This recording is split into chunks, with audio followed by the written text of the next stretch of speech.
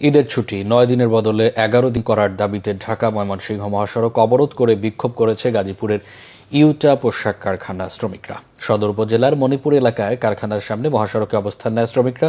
কারখানা কর্তৃপক্ষ ঈদের ৯ দিনের ছুটি ঘোষণা করলে শতাধিক শ্রমিক কাজ বন্ধ রেখে বিক্ষোভ করে। পরে সেনাবাহিনী গিয়ে শ্রমিকদেরকে বুঝিয়ে মহাসড়ক থেকে কর্মস্থলে ফেরান। শ্রমিকরা জানান, সরকার ঘোষিত ছুটির বাইরে বাকি ছুটির জন্য অতিরিক্ত ডিউটি করিয়ে নিয়েছে কর্তৃপক্ষ।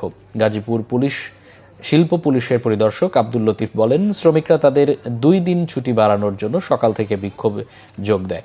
এদিকে কোনাবাড়ির জরুন এলাকায় আলিফ গ্রুপের ৩টি প্রতিষ্ঠান অনির্দিষ্টকালের জন্য বন্ধ ঘোষণা করেছে কারখানা কর্তৃপক্ষ। সকালে শ্রমিকরা কারখানার গেটে বন্ধের নোটিশ দেখতে পায়।